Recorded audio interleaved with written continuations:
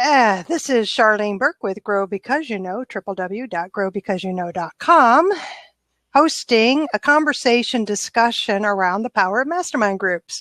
So I'm hoping we can get some good Q&A going and some good conversation about sharing our experiences with how powerful they can be in growing ourselves and our business.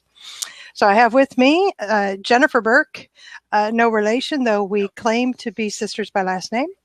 And right now we have Ian Murray out of Australia. And so that's just it. That's the intro. Hi, everybody. We're on record now, you know. Mastermind groups. Just start. Somebody jump in. Ian. Ian runs mastermind groups. Yeah, you got to turn your mic on, buddy. I can't hear you. I do. There you go. It's worse. You had the echo. Now I got rid of the echo. You got rid of the sound. Anyway, I'm back now. Yes, mastermind groups. I have been running some over the last couple of years. You'll see my name on the screen, or my ID on the screen of Dynamic Speaking. And that's umbrella sort of name for stuff I do around business coaching, but also public speaking training.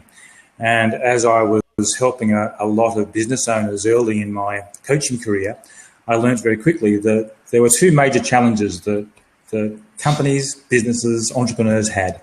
The first one was being accountable to somebody and putting plans in place to remedy their situation, whatever it was. And the second issue was marketing. And something I saw the benefit of as a coach was the opportunity to sell one-to-many. And if more business owners did that, I thought that could be a good thing for them. So hence the Dynamic Speaking brand was really built around bringing those business owners, entrepreneurial types, out of their shell and presenting to a wider audience. And in that process, to do the accountability piece and to educate them on the power of one-to-many, mastermind groups was something that I put in place to help them move forward. So our mastermind groups were usually 5 to 8 people, and we would, in one particular era over the last 18 months, I've run a couple of groups that have been 8 people strong just for a 6-month period. And we would run for 3 hours with a dinner break in the middle. So they were quite intensive. And I would do a little bit of education at the front of the segment. And I'd teach them some stuff in a 6-month program, you know, sort of stepping through some philosophies that I hold true or hold as true.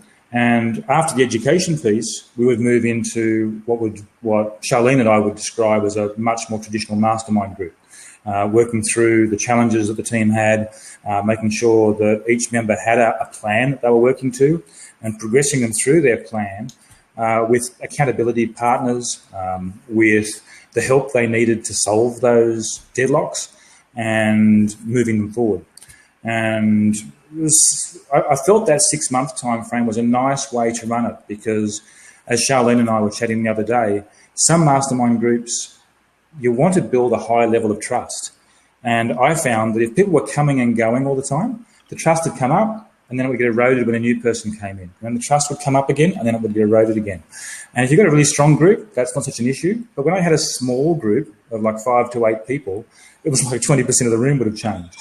So I tried this philosophy of you're in for 6 months, and that kind of worked. It was really good in that they were committed. If they didn't happen to show for 1 week, it wasn't that I was going, or 1 month, I wasn't going to seed somebody else in on the spot. They'd paid in advance, and they were missing out.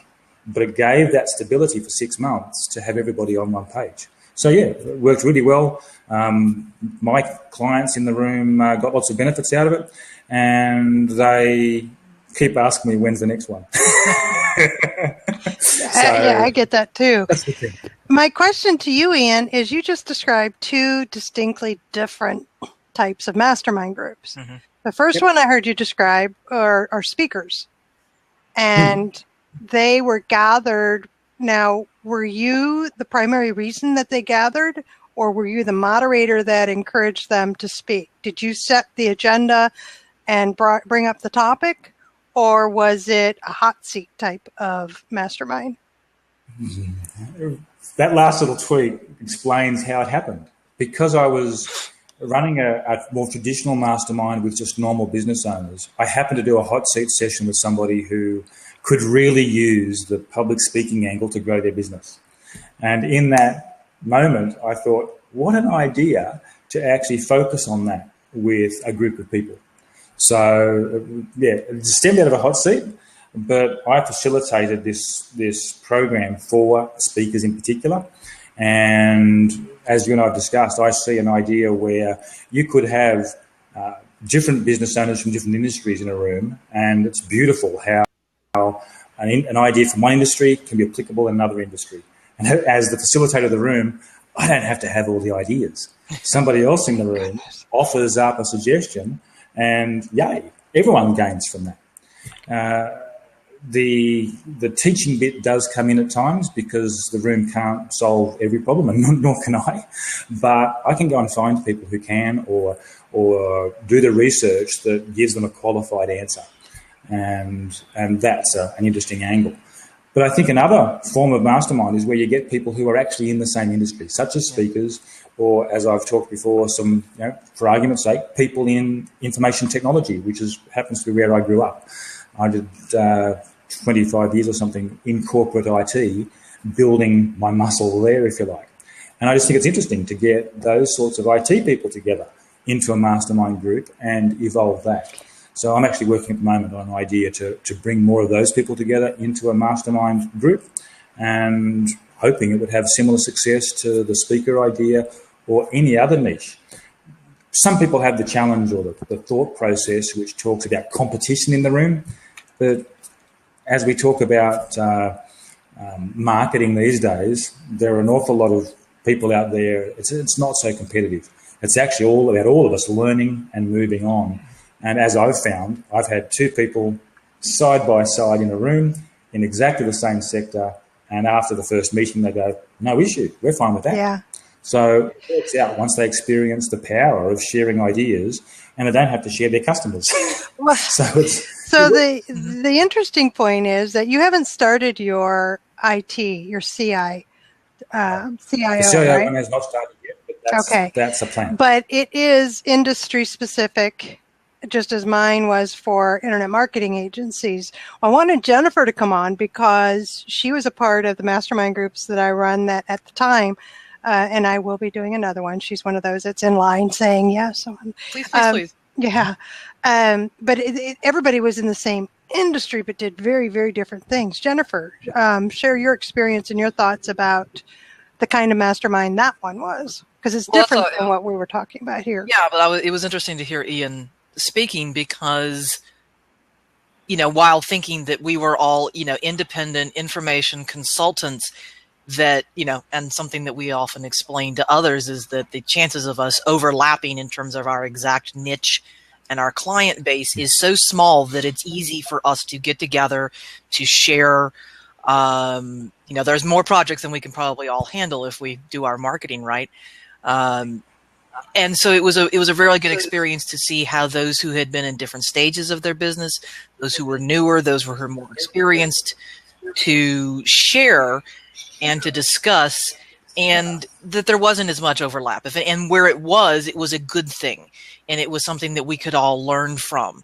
And the best thing I can tell you from Charlene leading and our experience is just that we're all begging to get back into another mastermind, that the power of group accountability, that the power of trust that was built, and we were a much shorter time frame than 6 months, the brainstorming, the idea sharing, literally the nurturing and support that went on helped everyone in terms of their business. I certainly know that it helped me, and that's, and I feel like I wasn't sure when I came into it where I would fit on the spectrum of the experience levels or the potential problems of members of the group. And as it was, I think Charlene and I were maybe more experienced than some in the group. Well, ended up giving advice maybe as much as I received advice, and that was a very interesting dynamic. There was a teaching component that, that went on with Charlene and I and some of the others who were newer to their information consulting businesses. And, that was an interesting dynamic, but I found that still helped me with my accountability goals. And that was one of the reasons that I had joined, was that I wanted that extra push this summer, not to slack off, to achieve specific projects, tasks, and goals, and things that I wanted feedback on, and that I needed somebody to hold my feet to the fire. Yeah, the group she belonged to, it ran for 3 months, met twice a month, wrote the goals. It sounds simple. It really does. I know it does. But the power of it was what I saw. I was so inspired by what occurred. Everybody wrote down their goals, and then everybody made sure that when you wrote down your goals, they were actually something that made sense for you to do, because you were going to get something done at the end of 3 months. And the joy on everybody's face, and in Jennifer's group, was the same as those previously, that I can't wait for the next one. I can't believe how much I got done. Oh, yeah. You know, and what I liked watching was the camaraderie. Mm-hmm. And I don't know. I mean, Ian, I'd love your input on this, and Jennifer. If the camaraderie was because we were solopreneurs, was it because that we were in the same type of business, that our approach to handling data and information and curating it in a variety of forms that Jennifer and I do? Because we're not in IT, we're not in the hardware or network, we're in the literal information, taking the text, images, turning them into usable information for our clients. So I don't know. Business intelligence, competitive intelligence. But, we also had folks in the group who are, heavy duty genealogical researchers, those who do, we had one who, patent researching, pharmaceutical and biotech research. Natural. I think one of the best is someone who, I wound up getting a client from the mastermind, and that wasn't my intention going in. Yeah, because there is no selling that happens. That we didn't do that. But because of the trust that had been built up, it became natural after the mastermind ended for them to contact me, but it was also fascinating. Her main clients are naturalists and biologists and, heavy duty, serious eco-tourists who need to know that, XYZ bird that they're chasing is in the right, the place where they're going on the next trip, and that they have the right guide set up, and they got the right maps, and they have the right literature cool stuff. It's absolutely fascinating. And I think it's a really good point, because some of the ones, I had met several people that were in our mastermind, but most of them I hadn't met personally. I hadn't met them, physically. It was a virtual relationship. And yet it was a very fast camaraderie and a fast bonding. And I don't know what, the fact that it was video helped. The fact that there was that live interaction, I think, helped. Charlene's facilitation for us to share our backstories and our goals helped. She made sure that we were focused and on task, but at the same time that all of us had time to present, that all of us had to talk. There were no lurkers. You couldn't sit there and just... I did force you to participate, didn't I? And which was good, because I think there were some of us... My saying, Jennifer, take yourself off mute. Exactly. I had a tendency to sit there and just type my responses. And but at the same time, you don't want to jump in and over on top of people. But then there were a couple that were maybe shyer, that were more the reticent solopreneurs.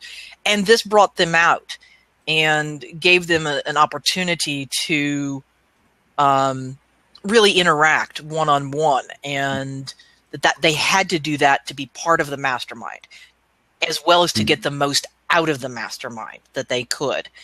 And, I think that was important. And I don't know. I wonder, it'll be interesting if I wind up in another one that Charlene leads that has folks that I've never met, and how that trust factor is built up. Ian, how have you built up that trust when you've got people coming in that have never met each other, who have no history together whatsoever? I think you were almost hinting at what we're doing. We're creating, as facilitators, an environment where everybody gets a say. They share their dirty linen quite openly. The first time, perhaps it's a bit of a mythical problem, but the second time it starts to get real. And I think the fact that everyone is so offering of assistance, you soon learn that the value of that dart of a question is wasted. If you're going to get that great feedback, you're going to up your ante and start getting real. And so I think you end up with those stronger conversations and those stronger relationships quicker once those conversations get real. And like you were saying, you can't be a shrinking violet in such a small room. Or you can be a shrinking violet, but you'll be drawn out by the facilitator. A good facilitator will encourage everybody to have a say. And let's just say you were talking about social media, and there was a social media expert in the room. I tended to keep my eye on how much value the social media person was adding, and by all means, taking their input as much as fair, but not let them monopolise the whole conversation.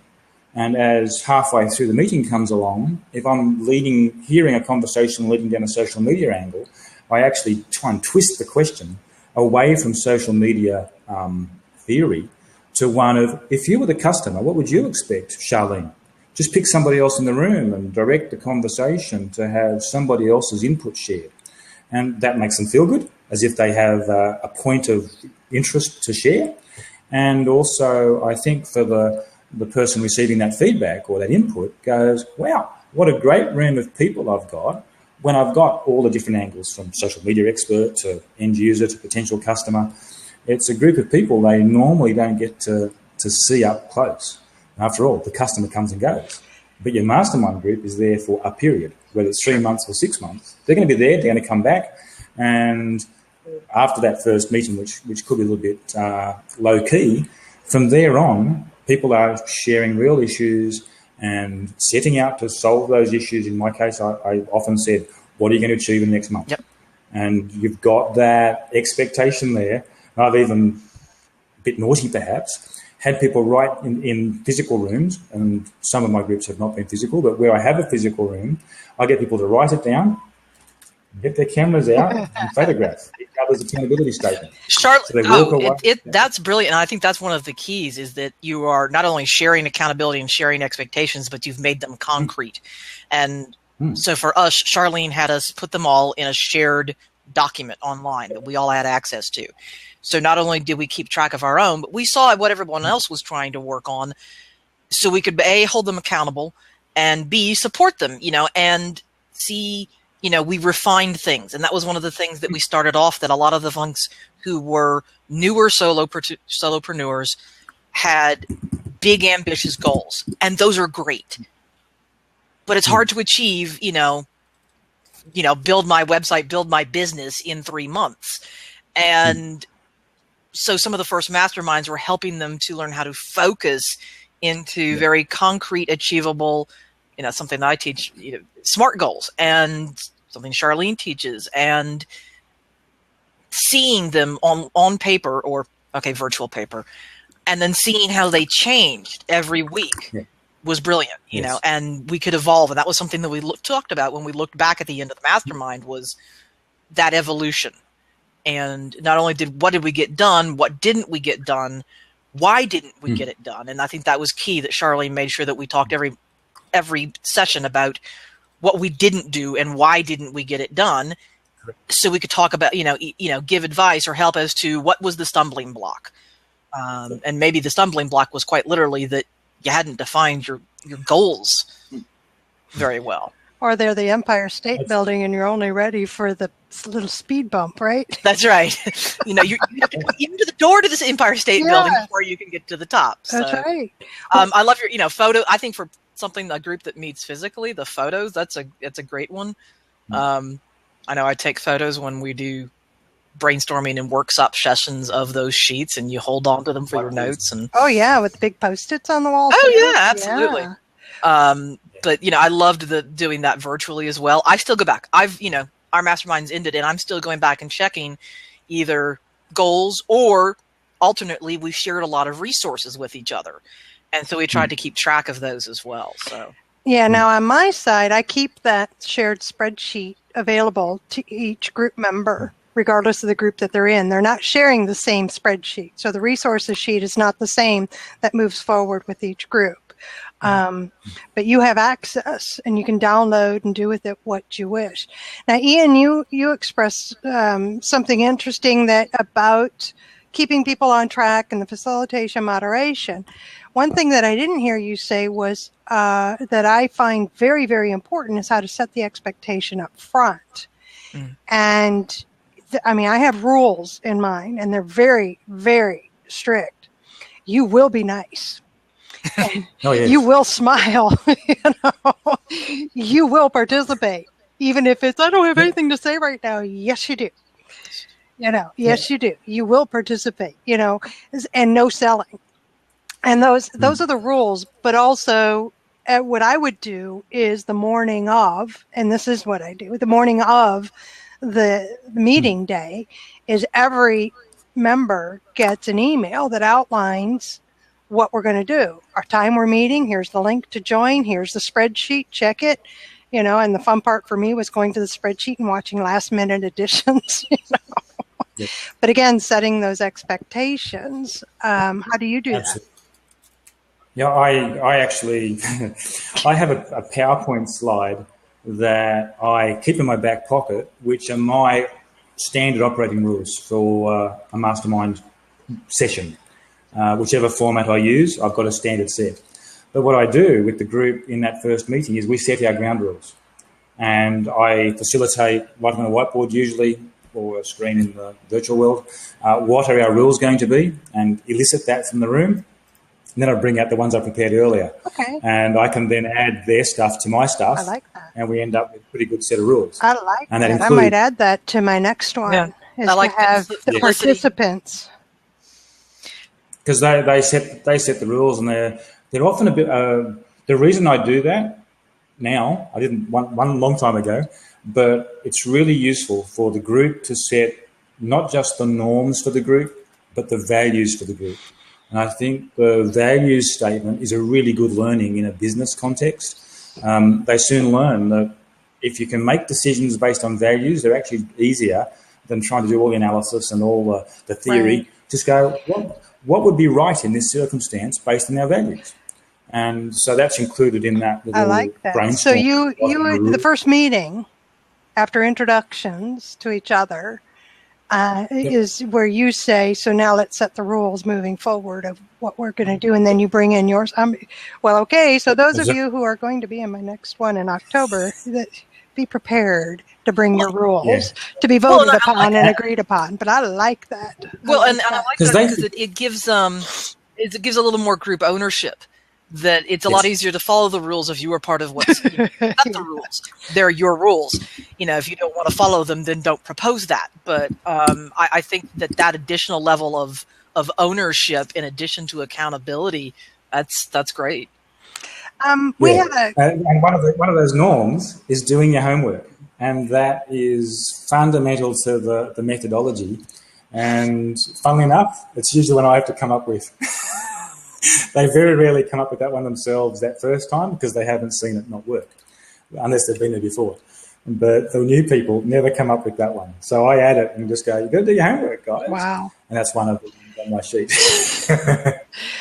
We have a question from the audience. Small Biz Junkie says the headset and the microphone isn't working right now. So I'm going to run the question out to us. They run masterminds all the time. For us as facilitators, especially you and I, Ian. I'm not sure, Jennifer, if you facilitated one yet. Only when you weren't there. Okay. Then for Ian and I. when Charlene had technical difficulties or was later had to Jennifer step away for a meeting. Yeah, she was the other Burke. Yeah. Well, like by virtue of last name, or by virtue of having a big mouth. It worked. All right. So, Ian, you and I, as facilitators, do we charge for these groups, and what's a general rule of thumb for being part of the group? Okay. It depends is a really good question, or good answer. Always. And it always is. And there are different ranges across the landscape for what people pay. There are even free ones in some level. But I think the right price comes down to the question of value. What is the value that people will get as part of this group?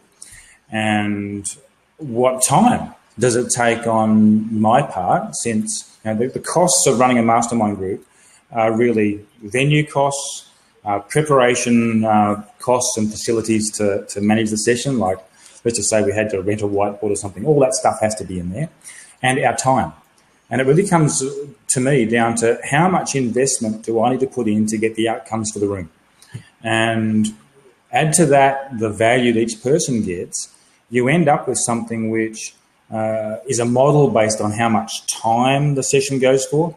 And I've run masterminds that have either been 1 hour or an hour and a half to 2 hours or 3 hours. And pricing pretty much is proportionate to that time frame. But as well as that, it's how much invested content. And I've just mentioned before that I ran those 2 series of 6-month blocks. I priced them in the order of, I've got to think of which countries everybody's in. I'll use American dollars, $2,000 US for the 6 months. Okay, so around about $400 or $500 per session, basically, for the participants to attend. And they tell me that was value, which is a good thing. That's always good similarly, to hear. Great feedback. The shorter ones have been more in the range of, some of them I didn't actually own the system. Somebody else owned the system, and I thought they were far too cheap. They were talking, $90 per session or something like that for those hours. And for the value served, I didn't think it was a good recompense if it was my business. Sure, I was a facilitator in there. I was helping the people. I was learning it back at that stage a lot.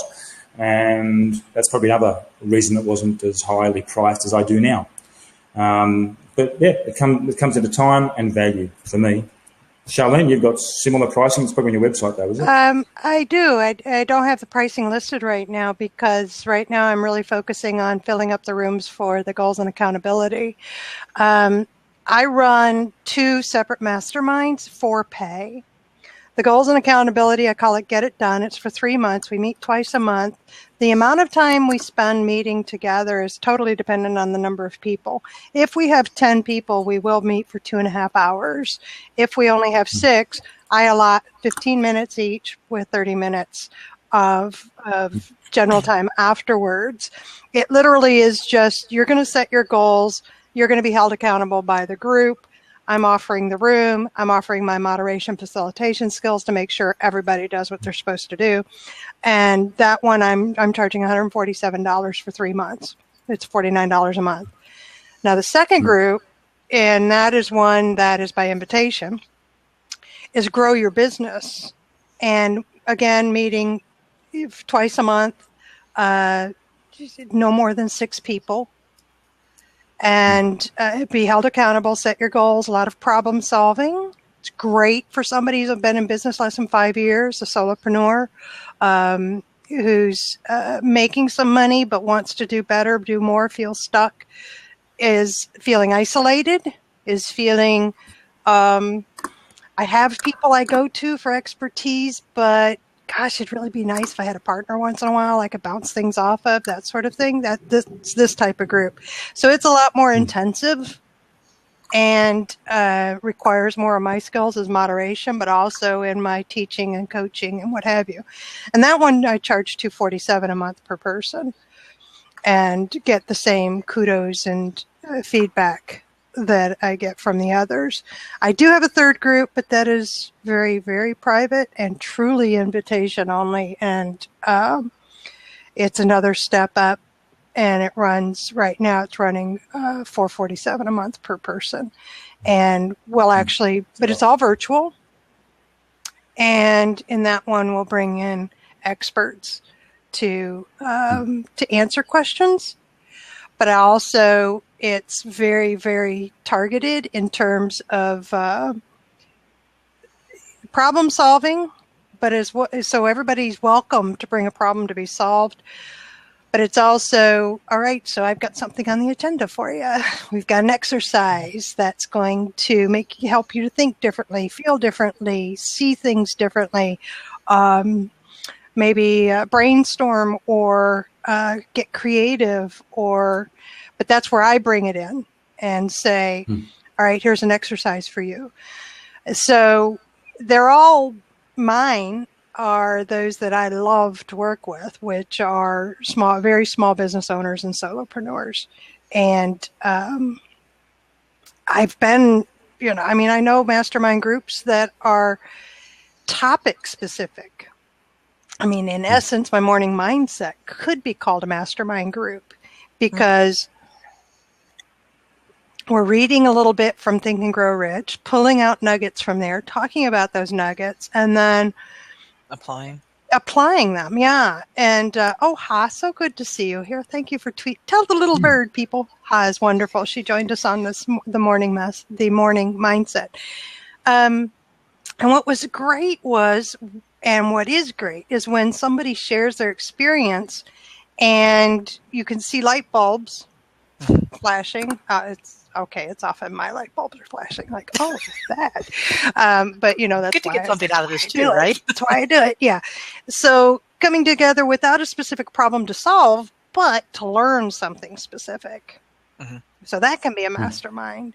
Ian, you alluded to the free masterminds, which is what the term came from Napoleon Hill, where Ford and Edison and others had gathered as friends, as trusted associates. Sort of the salon concept? Yes. Yeah, the salon concept. But made more specific in business. And to jump in on Charlene's, can I just say that, I feel privileged because I do know the value of a paid mastermind, and I know that, what those can cost and should cost for the value that one gets out of them. And the fact that Charlene was willing to facilitate and to run those for her colleagues, for her info pro entrepreneur friends like myself, was quite literally invaluable. There was, I understand the price tag one could put on it. And the fact that Charlene facilitated and let us do this without charging us what it should be worth was amazing, because yes, I know, and having gone through the experience now, it makes me value more the overall experience and what others potentially charge if they can keep that same level of sharing, trust, expectation, advice, guidance. And I think both Ian and Charlene have alluded to that it's not free form. This isn't just let's sit and we're going to chat for 45 minutes or an hour. We're not about generating ideas. We're about generating action. Exactly. And that getting that specific action and getting that action accomplished has high value, more so than just a brainstorm or a resource sharing or, a Google Hangout where you're chatting and you're bouncing ideas off of. That happens. The structure, the time, the guidance, the facilitation, the sharing of specific lessons, all of that is what I think contributes so high, to the value and to what should be a commensurate price tag, I think. And I think to some degree, that depends on the facilitator as well. But excellent points, Jennifer. Yeah, that was we should just record that. I did. I'm so lucky, aren't we? She's just going to splice me into an ad. That's what I. Exactly right. Promo girl. Just with one of your comments there around the value of facilitator. The way I often run these mastermind groups, and I alluded to it before, so I'm trying not to repeat myself, was that someone will have a challenge. And I will allow others in the room to make comment or suggestions about the issue. So there certainly is this problem-solving mindset for any issue that's tabled. But as Charlene clarified, what is different about the coached, facilitated discussion is that you move that to action. And a normal free mastermind is often idea sharing, support, and exploration of what could you do, whereas we're trying to get to the actions. And I actually put in the chat box earlier as we were talking about SMART goals, which is one of the basic things that often comes up in a mastermind or in any coaching session around SMART goals. But I add 2 more letters, E and R. And they, for me, Just checking if someone was trying to trump me on what the answer was. For me, those E and R's are to evaluate, to measure your progress against that goal through the time of the goal. And R is to revise it. Because when you just stick to SMART goals, people write it down and they forget it. With SMARTer, you're encouraging people to go back, assess along the journey, and change it if appropriate. And even where we've got that propensity to create action, when we get to the next mastermind segment and we review what they've done and we find the shortfall, and you alluded to it before about, if not, why not?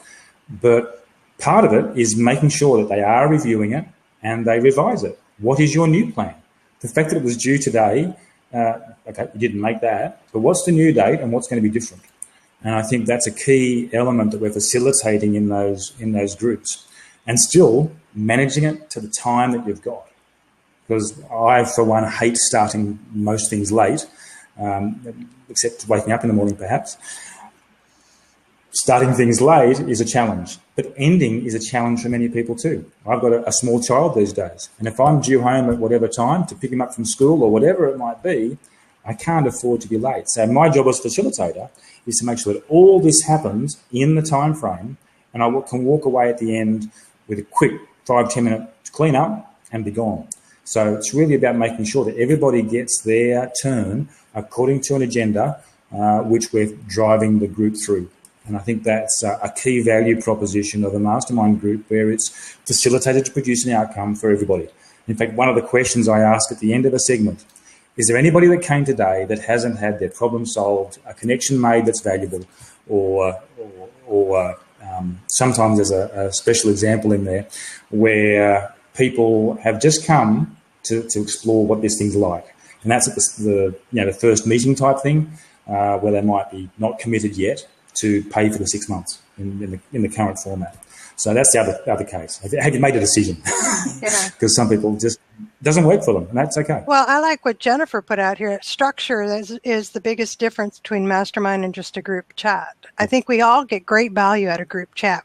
Blab is great evidence of that. I don't know how many blabs I've dropped in on where it was hot seats. You had somebody who said, "Come on in and give it to us, and we'll give you our what we want, what we see, and everything else." But I always walk away from that thinking, I'm not going to sit in that hot seat because I don't know you. Yeah. So why would I expose my marketing plan, my business issue, my something that I'm really wanting to know how to move forward with? They haven't earned that trust level yet. Yeah. They haven't. Why would I just jump in with you? Yeah. Now, I'll jump in with you for a discussion like this, so I can share an experience, hear what your experience was like. What do you think? That sort of thing. And it'll add to my knowledge store, but not to be to acted upon right away. So the difference is that what Ian was saying and what Jennifer just typed out so beautifully is that the structure facilitates that we produce outcomes, and a lot of people balk at paying, and yet they are the ones that are stuck, is what I see. Now, another type that I've seen is mastermind groups, and I really want your two input on this. People who call themselves a mastermind group, and really what it is there's 10 people sitting in a hangout, and everybody else is invited to watch them. I'm not sure exactly what that is. That's like a voyeuristic. Yeah. Well, it's like, oh, we're so special. We have so much advice to give. Why don't you sit and watch us solve our problems? I suppose there's a potential value in that, and to some degree, that's why you go on certain webinars. Is you're listening to various experts present topics and problem solvings, but they're also probably selling something at the end. I don't know that that would be a mastermind in that you're not getting to participate. That's more like going to watch a panel session at a conference, which still has great value. Which has great value, or a multi-presenter at a at a conference or a lecture hall. It's a different educational environment. But I think you shouldn't call it a mastermind if the if it's not equal participation, if it's some people are merely viewing and not participating, if it's a one-off, if they don't get to be part of, as we discussed earlier, the rule setting, the expectation setting, the goal setting, the planning, the accountability. Otherwise I think you call that something else, and it maybe has value, but I don't think it's the same as a mastermind, or as what I think mastermind has come to be known as. That's a fairly, it's a topic, it's a title that's being used, across continents, and that has a specific basis in history, in examples, and Do you think that they're as powerful? I think if you don't have the structure, if you don't have the equal ownership, and you weren't one of the ones who was setting the accountability, then no. It's a passive learning experience. The same way as if you're going to go and watch, a course virtually or something like that. If you're not actively involved, and that isn't you specifically presenting your problem and what you've worked on to date, then I don't think it can possibly be as valuable. So, hey, welcome aboard. What's your name? I'm Hallie. Hi, guys. Hi, Hallie. Nice to have Hallie. you here. Thank you. Nice to be here. Look, I belong to a really high-end mastermind where everybody pays a lot of money to participate. And so I totally get what you're saying. Makes perfect sense. But I think there is extreme value in the idea of, I'm sorry, it's Jenny, is that right? Jennifer? Yes, I'm Jennifer. Sorry. Jennifer, I think there's a real value in an audit of a mastermind. People may not be at the same level that you are, and people may be afraid of participating. I mean, look, I've been doing labs for like a few days, right? Not for a really long time. And during that time, I've had, because I'm a transformational coach, I've had people get on who were just bearing their souls. Like, I had a woman on the other day who I took her into trance. We were doing this whole hypnosis thing, and she did really well with that. But she was very brave to do that. And that's something that other people are going to be scared to do. But in a lab environment, it's like you're inviting people to kind of step outside of their comfort zones, just to speak to the public and just make themselves available. In a mastermind, that transformation, whatever the work they're doing from a business standpoint or a personal standpoint, is going to happen naturally, but only the person doing the mastermind, like leading it, and the person sharing and bearing their whatever issue, marketing plan or business concern or whatever, are experiencing it. All the other people in that mastermind group are actually auditing that at the moment. So to me, adding other people from the outside and allowing them just to audit and not participate fully in the mastermind is just kind of the same principle. Does that make sense? I think I understand what you're saying, but does that really... I am of the mind that a mastermind is participation, where my participation adds to the ultimate bigger energy that's happening with the group. There's great value in what you just described. Great value. We were talking about the term of calling it a mastermind. Mastermind hybrid. But then again, you're saying Coaching,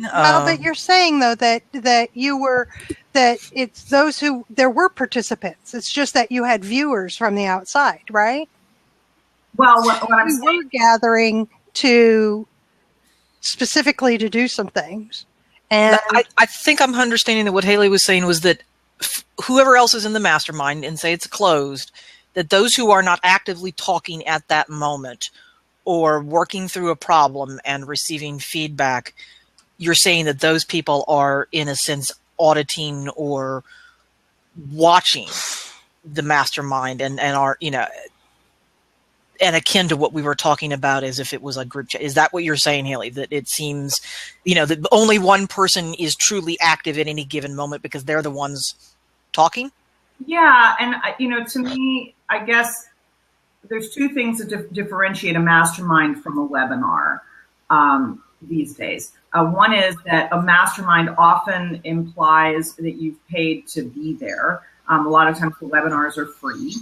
And then the other thing is that there's a lot of times there's an opportunity to participate on a deeper level when you're in a mastermind. And I agree with both of those principles. I'm simply saying that excluding, like when we define the idea of a mastermind, excluding the people who are just watching and not participating, I think they're still going to get tremendous value out of it. Now, and as I said before, sort of jokingly, but there is such a thing as there could be a mastermind hybrid. Because isn't it okay to say, like maybe I pay $2,000 a month to be in the mastermind, $500 a month to audit it. That's all I can afford, but I'm still getting a lot of the pieces out of it. Does that make sense? Actually, that does. I wouldn't structure one that way.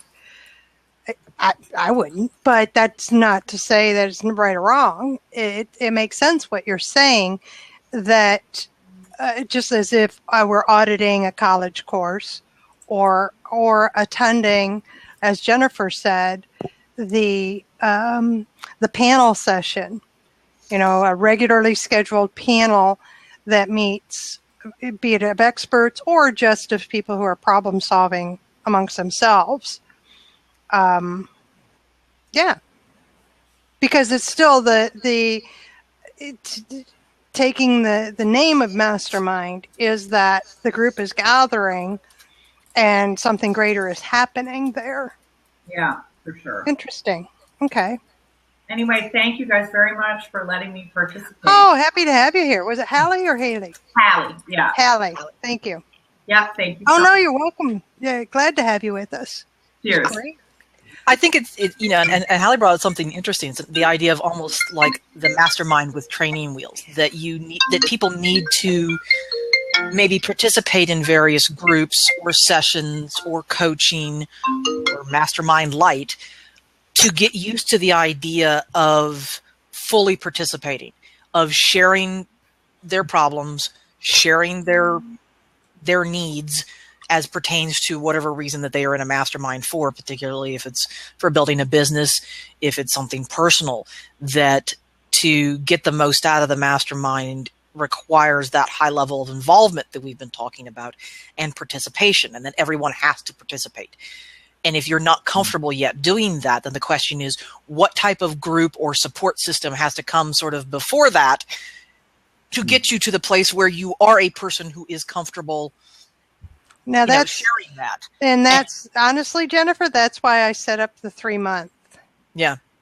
It's an introduction. It's a low-cost introduction to a greater opportunity to be invited to into something that, but you're already used to that setting. I can't see the ones that I run as being available for outside viewing because they're not recorded now. They're feels awkward. It feels awkward. I wonder again the kind that I run. Yeah.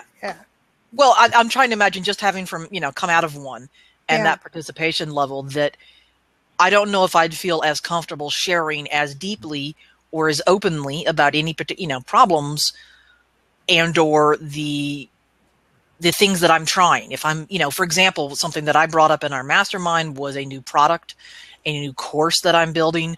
Would I feel as comfortable talking about that in its infancy and getting feedback on that if I had folks who were watching and auditing but didn't feel the same level of ownership or the same level of accountability to the group, and or if those folks watching changed, if they came in and out like on a Google like Hangout this? or a blab like this. Yeah. Bingo. Okay. Just one point before Ha. I'd love to hear what Ha has to say, because I'd love to hear more interaction from some of the guys in the chat box. But just a third point, I think, there for how different it is if the room is open. Mm-hmm. The level of trust that you build in a mastermind group amongst the participants is high. And as soon as you introduce somebody on the telephone almost, eavesdropping, then that trust is lower. And people will not be willing to share their deepest, darkest concerns with their business in that framework. And I think it's a risk to open it up at those higher levels where you need high trust. As I said, if I had one particular mastermind with two guys in a very similar industry, and they got on, they called each other on their accountability stuff left, right, and centre after the first month, and it worked really well. If there had been one other person in the same industry as a bystander, I don't think they would have shared as much. They wouldn't call each other on their stuff. They wouldn't have held each other accountable, and they wouldn't have got the results that they did in the end. So I think it's really important, especially as the level of value expectation gets higher, that everybody's bought into it, everybody's actively participating, and it just lowers the level of trust. That was the third point I think we missed before. Welcome, Ha. What are your thoughts? Okay, hello guys. Shelley and I have run the mastermind, something similar, just like yours. We have about 5 or 6 people. So the thing is very formatted. And when I'm going, I'm at the facility. The first question is, I want them to share their win, and we together will celebrate with them. And then the next one is they will take the floor. They will talk about their challenge. And then the next one that how can we help? And then the participant, the group, everybody have a different background, have different knowledge. Everybody can step in and will make some suggestions. And that is. But I love the kind of format. And like Jennifer said, Charlene, you are the it girl for the mastermind. Let me tell you. Because you make me, if I want to anticipate, I want to step up. I want to be better. I want to be able to get into the conversation and converse with you. I want to understand where you're coming from. And then for me to be a part of that, because everybody have to come in with their own talent, their own background, their own knowledge, because you just cannot be a participant in a mastermind and you just say, and then you agree with everybody. You have to come in with an idea, and you will not afraid to back up your idea with a conviction. Yes. Yes. We're all like, yes. Yes. Thank you for your kind words, Hob. And yes, that is... That right there is the power of the mastermind, which is why I titled this blab that. And I was hoping we would get to it. I don't know that I would have been able to say it so succinctly, that you want to be more when you leave. And that's the point of even the entry into going into a mastermind. You want to be more. And that is, I have seen it. I have felt it myself in the mastermind groups that I have been a member of. And it is powerful when it happens. Now, at the level I'm talking about, it can happen every single meeting. And it would in my higher level, because we're talking about taking your business to the next level. We're talking about, we're all coming in very focused on what's the problem, let's fix it, let's resource, let's, learn something. So it's a different atmosphere than like the goals and accountability one. But even then, in that one, I was overwhelmingly, wonderfully surprised when it naturally happened. And I think it happened in the one Jennifer was in as well, where it was the coming together. I mean, I wasn't even needed. It was just, okay, somebody put something on the floor and everybody really wanted to make that person better with something, with an answer, with a resource. Direction well. Charlene told us to talk, so we did. Yeah. Yep. But that's just it. It was, in some cases, I think it is quite literally the physical act of putting together the mastermind and joining it.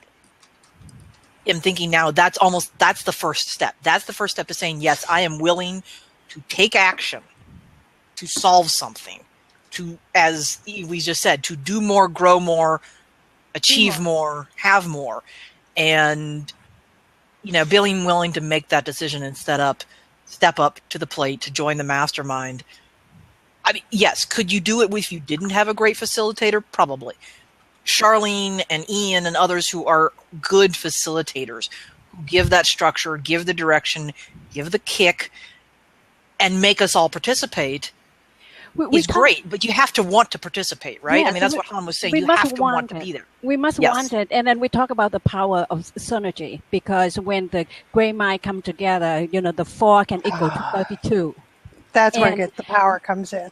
Yeah, that the power come in. And then, that the people with the mindset that, we know that when we climb up to the mountain, that the steep slope, that is, that we need to put in more effort. But, the people with the same mindset, they see that, they foreseen that, and we can support each other. And that is, this group, I was auditing it because I just listened to you guys, because I want to see how you guys work in order for me to jump in. And I understand the power of audition as well. Mm. Auditing, I have no problem with in the concept and in general. I'm just in the case of the mastermind groups that I currently run and the ones that Ian run, our members would not allow somebody to just sit back and watch. No, I'm talking about at the platform we have right now. Yes. So I understand where you're coming from, but this is for those coming into the room to understand where we're coming from in the discussion. Because they're paid, there's expectations set ahead of time by the members, by the facilitator, the moderator. The rules are in place, and to suddenly introduce, I loved what Ian said, to suddenly introduce a new element that can reduce the trust level will, I believe, destroy the group, because we all, came in here and I expected something, and now you're going to change it on me? No, not going to happen. And I am not going to start over. And that's another reason I don't churn them through like some. I've heard of some doing it. I've never been a part of that. But you commit to the time frame of which we're going to have you commit. In mine instance, I put up a link to the Golden Accountability. It's 3 months. To me, and the entry point is so low when it comes to money, that it is an excellent example and sampling of what a mastermind can be for you. And then you can get the power of the mastermind in that 3 months. And then you can take somebody who's been through that and says, I definitely want more. And I have them come to me. Can you invite me into that second group you've got? But I also, as a moderator facilitator, I'm going to throw this up back at Ian and at Ha, because of your work with groups and with individuals, is I vet you before I introduce you to the group. That's why it's called invitation only. The group that I've been a part of since 2009, they've asked for new blood. They've made recommendations of names, and they've all agreed on the names, but I'm still talking to you. Because they trust me to do that. They trust me to ask the questions. Are you ready for a group like this? Are you ready to participate, to share, to keep it confidential, to, grow, to do something with what we give you? And I'm going to say one time, bye, Cindy. So glad you were here. In that same group, we had one that was an anchor, and I was asked to please talk to them to get them to change or to leave. And that's also the job of the moderator facilitator, is to keep the health of the group in good shape. That, it's not the most pleasant of jobs to have to go to a member and say, in a very nice way, you really stink and we want you out. There's steps to it, of course, but I have a question, regarding that, because you've been part of a mastermind that's obviously long running with the same key people, and we have a core group, and you've just discussed what happens if you, over time, need to ask someone politely to leave. Yeah, and it falls. So, and I also know that you've talked about with some of our masterminds wanting to bring in fresh blood, and so that we don't all maybe get too comfortable with each other and we can continue to give new perspectives. But I have heard of a number of masterminds that have been going on for years with the same members. And my question then is, can you get the same out of it? When you've been going that long with the same people, are you shortcutting when you discuss problems because you feel like you know everybody in the group, you know their background? You know, how do you balance the new fresh blood with the we've built so much trust we can talk about anything factor? I think it depends on how it got together to begin with. If it was a natural formation of a group, like if we four suddenly found synergy, as Hyde had said earlier, and decided to meet privately elsewhere, and it just naturally evolved that we're regularly meeting, and we've got that, and it's just a natural evolution of us gathering to talk about business. It's not as formal, and nor is it as structured as the ones Ian and I are running. Go ahead, jump in, Ian. Yeah, no, I agree 100%. I think, just thinking back to my experiences, and I've been running masterminds over 5 years since my very first one, I think, 4 years, 5 years. And there have definitely been people and a core of one group that lasted 2, perhaps 3 years. And I think that's about the limit. I think by then you're starting to get, sure, you're still getting some of the power, but it's not the same. And I think it morphs from being a true mastermind to being a bunch of friends getting together. Yeah. And the facilitator isn't respected as much for producing the outcomes, that they think they can do it themselves. And so their perceived value is reducing. And if there was one group that went for 2 or 3 years, I'd be probably saying, guys, I've probably done my work now. Do it a different way. But in those groups, luckily for me, those 2 to 3 year examples have been interspersed with the people coming in and people leaving. That was a very different system to what I do now with the 6-month commitment approach. But I can see that 2 or 3 years is probably the limit for a formal, structured approach to work. But it may, and if they continue to want that facilitation, and I'd probably change the style to meet that shift in people's behaviour. Perhaps just thinking on the fly, I'd probably be introducing something where, especially in my case, where I'm trying to get people to extend themselves a lot more, I'd probably be looking to each of the group to actually facilitate more of those sessions and actually be a leader of the process. Because one thing I've learned is that, first of all, you learn something, then you do something, and then you teach something. And that's when the learning happens. Right. I think it may work because, we come with a different project, different challenge. And then if I don't know other people, but again, if they found each other and they have the same mindset, those people will continue to grow. And the growth that, if somebody keep on growing, somebody stands still, that will create a gap and it might not working. But if the people with the mindset want to learn, and then want to improve themselves or to better themselves just like you, it certainly will work. And then and the benefit of it, because we know each other well, we might know how to speak to each other in a better way. But continue to grow is the key. And we have to have a different project, different challenge, because you cannot go in the same project, the same challenge, and you keep, beat the dead horse and then going nowhere. Yeah, that's an anchor.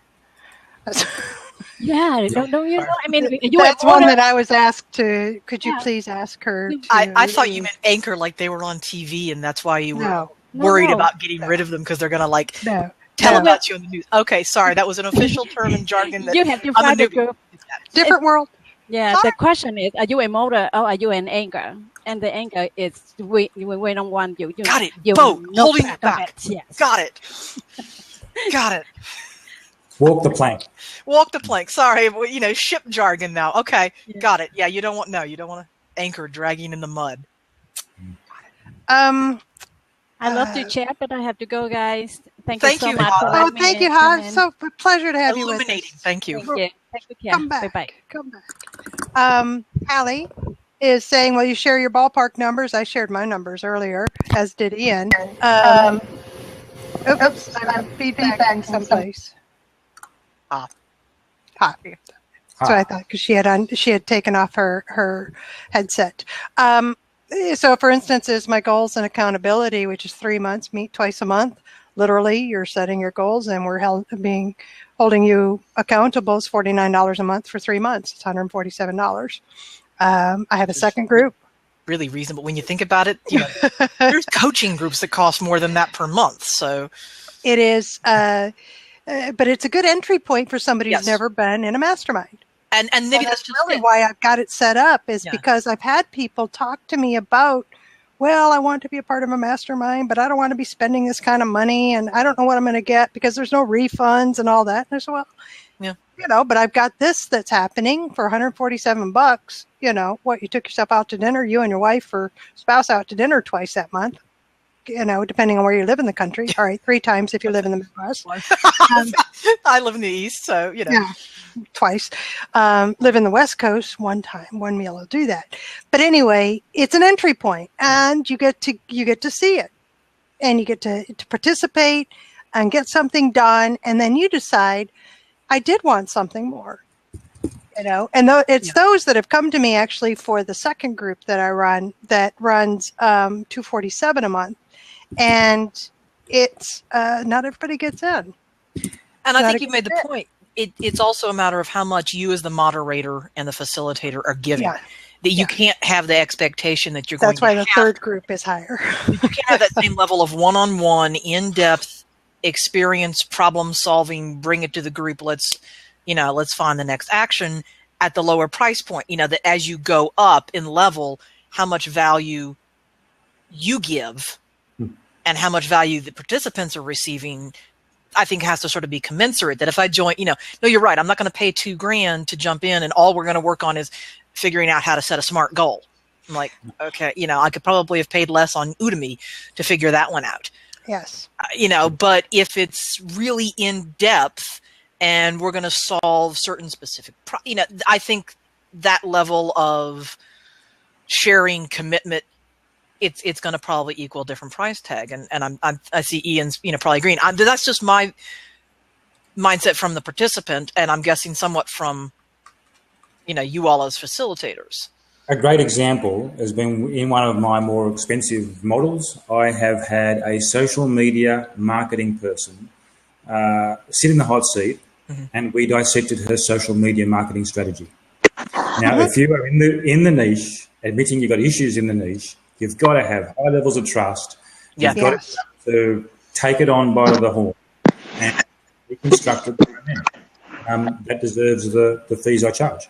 I would not do that in the accountability group that Charlene. Oh, I wouldn't do it either. I'd be muting them like crazy, saying, you're not going to want to do that here because you're not going to get the level of expertise you need. So we can do, private chat elsewhere.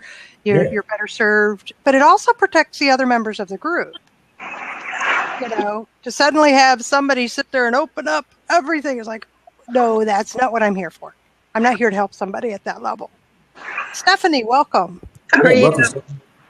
I'm doing great. How are you today? Good. I've been following you for a while.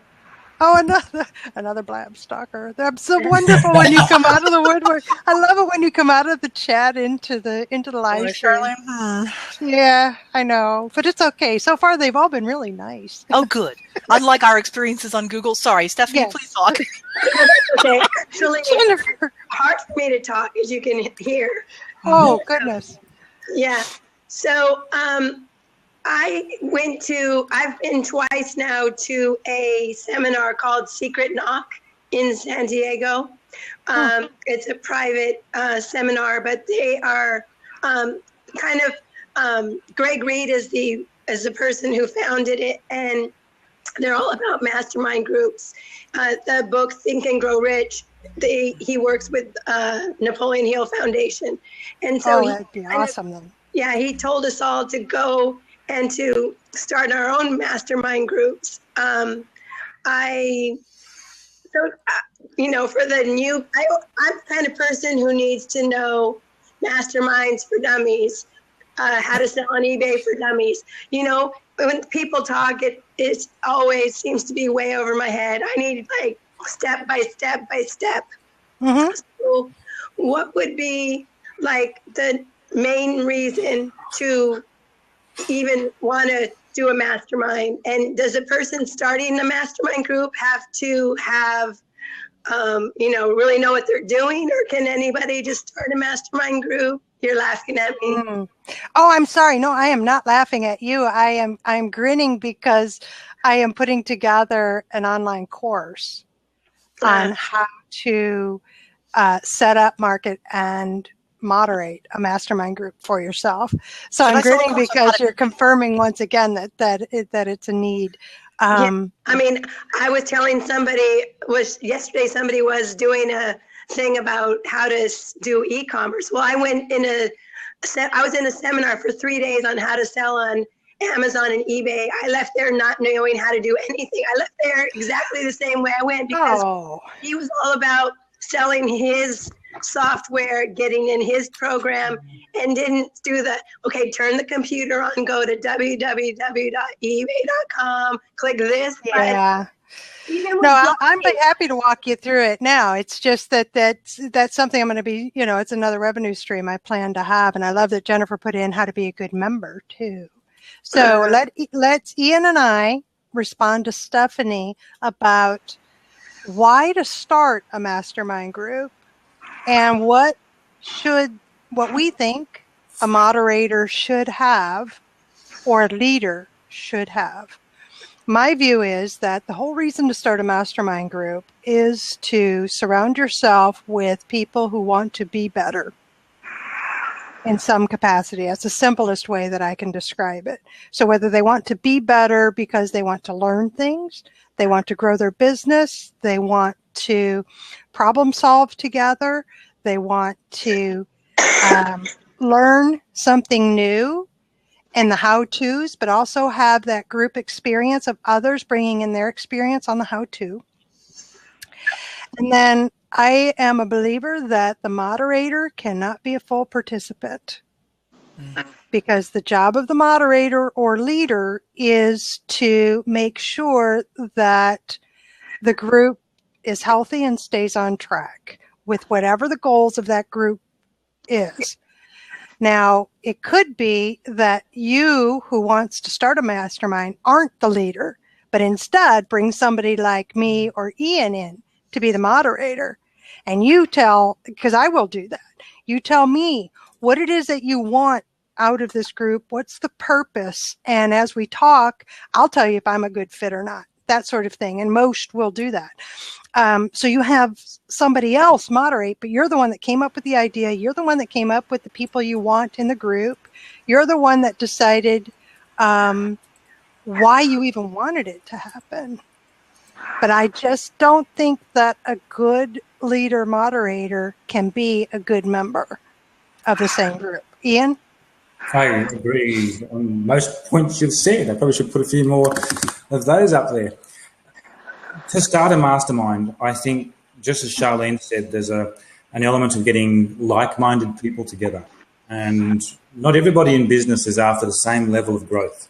I think from the hobbyist to the absolute pro, there's a different range of people. And you need to find a group or build a group that has people with a similar horizon. I don't mean itty-bitty 1 million versus $2 million revenues. It's just that big or a hobby. And if you can get the right grouping, then it comes down to getting a board of advisors around you. And in a generic mastermind group, let's just say it was an 8 to 10 person one, it's great to have the accountant, the marketer, the financial planner, people like that with a broad cross-section of interest that can provide input into some of the challenges you have. So I think that's something to do with this creation of a mastermind group. Get people who are like-minded, who cover that space. Yes, Stephanie, you got a hand up? Yeah. What's the difference between then a mastermind group and a networking group? I was just thinking about the same thing as what I started typing, was that I think the networking groups are more about referrals and sharing business across. And that's why you specifically can't have more than one person of a type of business, because how are two plumbers going to refer business to each other? But the plumber can maybe refer to the electrician, can refer to the home builder.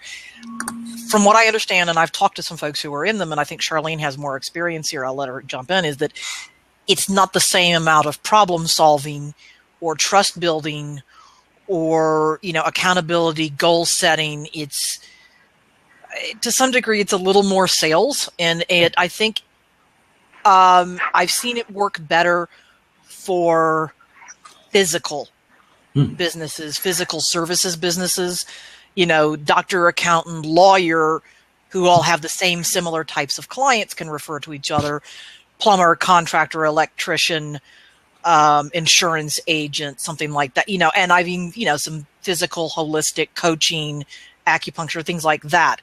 For those of us who exist much more online and virtually, it doesn't seem to work as well. Consultants and things like that, it's harder for those to get who we are. It's a different vibe. It's a different vibe. Why are we gathering? Right? So I want to gather to grow my business. But that also means in a mastermind setting that I have to grow me to grow my business. In a networking group, I'm just there to grow the business. My personal doesn't come into play. The sharing isn't as deep, and I don't trust you to talk to you about my sales process. I trust you to talk to you about my ideal customer. So there's a big difference. The other big difference is that when we're bringing together the like-minded people, like Ian said, when there's a mix of professions or business backgrounds, like-minded means we're gathering to help each other to be more than we are right now so that our businesses can grow. So having said that, you get to pick who is going to be in your mastermind. You determine, where are my weak spots? Who do I want to learn from? Who specifically do I want to approach? You could be sitting here saying, Ian is he's the epitome of what I've been talking about. And Jennifer, she is exactly what I was picturing as sitting together virtually or in person to bounce things off of and to get guidance from. So now you've got two people. You put those on your list, and you create your list of people, and then you approach each one and invite them to join you on a regular basis with the sole purpose to help each other to be better. To just, we'll meet for a specific amount of time. It might be over coffee, breakfast, virtually, and we will, this is what I'm looking to do. Are you in? I'd love to have you be a part of my group. That is a personal mastermind group with an intention. Yes, Stephanie. How does more than 4 people meet online? Zoom. Many ways. Okay. We started with Google Hangouts, Zoom. Yeah. Google Dropouts became a hindrance. Google Dropouts. There's a lot of software out there for conference calling, sharing, videoing that you can do with the group. Everything from GoToWebinar and Google Hangouts. GoToWebinar expensive. Google Hangouts free. Zoom has been great. Ian, what are you using? I'm using Zoom and GoToMeeting, and I'm doing still some face-to-face stuff here locally, obviously. But there's so many platforms. Blab is actually one of the way I describe Blab right now. Yes, it's only 4 screens, but it's got this audience that is a tad unique, and we can treat them differently in a way. Stephanie, there's a Zoom link for you. It is an affiliate referrer link. Zoom is free for up to 45 minutes. I'm not sure how many you can have in the room for up to 45 minutes. I think it's up to 25. Yeah, for the 45-minute free. Yeah. Not that you want 25 people in your mastermind. For the over 45 minutes, for a lot of the bells and whistles, it's only $10 a month. So it's truly reasonable for you to have to use it for. It is incredible bells and whistles, and everybody I know of that's able to get on it you can't get on it if you have a Linux system, Windows or Mac. Just loves it. I've been using it for months and months and months. I mean, it's just been. I loved it so much after doing a mastermind with Charlene that I went out and got my own account, and I've been using it now, both in small groups I'm just testing it out free, small groups free, but I've also done, if you want to work one-on-one. So I've had client meetings one-on-one. Oh, I use it all the time. Those are, there's no time limit. We had a 90-minute call. The point is that don't let the tech get in the way. There are tools that can help you that are affordable or potentially free. Yes. It's more a matter of finding the right people who are going to support each other. And I think Charlene made the great point earlier that, you know, you might not be the person to lead the mastermind. It's completely reasonable if you're the one who wants it, and to get a number of group people, you know, together, you can potentially learn how to mastermind as you go. But I think the more important thing is finding the right mix of people, trust, yes, accountability, who all want to be there for similar purposes. And just to draw your attention to it, I put in the chat box, appear.in is a very new one. Video, I've got a room there. Video for everybody, screen sharing for everybody, up to 8 people free. That's a really good model going forward. But to continue a previous question that I didn't quite get to with the networking difference, that's okay. With the networking difference, the real difference and the skills of a facilitator is that, what the facilitator does. The facilitator of a networking group does very different stuff to a facilitator of a mastermind group. And both Charlene and I, in the time that we've been blabbing, we can tell from the way each other thinks that we have a structured process that we've both worked through that is proven to work. We have a system that we use to produce the outcomes. For example, I talked before, I think you're in the room, I didn't notice you at the time, maybe you're off to the right. But for example, the norms by which the group operates, defined, we know what they are and how they should operate. I definitely have at the start of a program, so I've been talking about this 6-month block that I've been doing in the last 2 rounds, where people are setting goals at the start of the time and they're reviewing the results at the end of the time and in between, of course. But that's my measure of value. Have they achieved what they were out to achieve as part of the mastermind group? And most facilitators of a mastermind, unless they've done it before, haven't got that collateral prepared yet. By all means, Charlene's ebook or whatever it might be, other systems out there help you with that. But that's really the difference. How does the facilitator get you from A to B, and how do they engage the room to produce the results? Well, Charlene, will you have that in your online tutorial thing? When I put the course together, yes, it will actually be examples of forms that you can use, handouts, guidance for the member, guidance for the moderator, how to set your goals, how to run the meeting itself if you want to be the moderator, how to set up those expectations, possible tools that you could find useful. Right now, that's the outline, actually. Do you have a newsletter that you send out to people? Because it's hard to stay in contact. No, it's only through Twitter. No, actually, you can subscribe to my blog, or you can. I have 2 ways. One is that you can subscribe to my blog at growbecauseyouknow.com, www.growbecauseyouknow.com, or on that mastermind. Or there's another way is that. You can get up to date on upcoming events, webinars, mastermind groups, and what have you. When I've got them planned, I send out a blast to anybody on that list, if that would interest you more. Because can you write it in so I can take a picture of it? I don't have a pen. Sure. Hold on, I keep getting notifications that cover my typing spot. All right, Blab, we need to put the comment section in a different place. Well, I'll go so you guys can get someone else on, but you've been really helpful, and I friended all of you. So fabulous. Cool, Stephanie. I think I friended you. I'm glad you found it helpful, Stephanie. Stay in touch. I will, for sure. I'll be listening while I'm packing. I'm going to Vegas in 2 hours for a show. Oh, my. Cool. Oh, take care of that voice. Honey, take honey. I know. I'm gonna be selling jewelry at a wedding convention. No. Oh my gosh. All right. Well, I always did echinacea tea with honey. Yeah. And I didn't do the lemon. I did the honey. And that helped to soothe the voice or the throat so it wasn't quite as scratchy, but it's still, I'm sorry. Good luck to you. And I ate lots of halls, so people stayed like this far away from me. I'll be listening as as I'm packing. And if I have any questions, I'll type it in. Please you so do. much. Thank you, All right. Stephanie. Good luck with the show.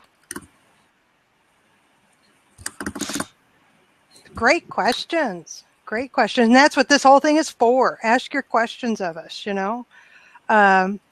Yeah, Jennifer, you could be as popular as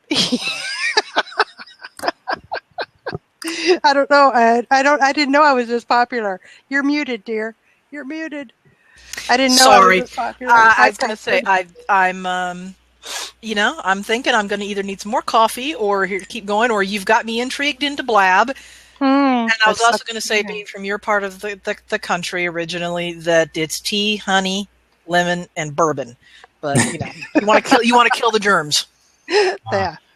Oh, good to see you, Preston. Glad you could make it. Yeah, we just had ours done, and then we popped over here, so we had a couple of people from the group come over here. Yeah, I saw that. 3 of you crashed the blab. That was funny. Crashed. No, I was saying that this, like I said, this mastermind is cool. The question I have is, if I want to start my own mastermind, I don't know if I have the time, but if I do, I can do that from here, being in Honduras, right? Because it doesn't have you can do it anywhere. Yes, that's the beauty of Zoom. That's the platform all 3 of us are in love with. Right. I signed up, so you got me under your account now. Oh, fabulous! Thanks. I appreciate that. It's because you can have a virtual mastermind. It is different. It is different. The energy is different. I give you that. But it's still. I have not had issues with it. The value that recipients have gotten, members get, I get. Because as a moderator, I got to tell you, it's very gratifying. I'm sure Ian feels the same way. Well, I won't speak for you. I'll let you speak to that. Well, okay, I'll speak for you too. But, you know, it's very gratifying, inspiring to watch the progress of members, watch them help each other, participate in their own growth, to be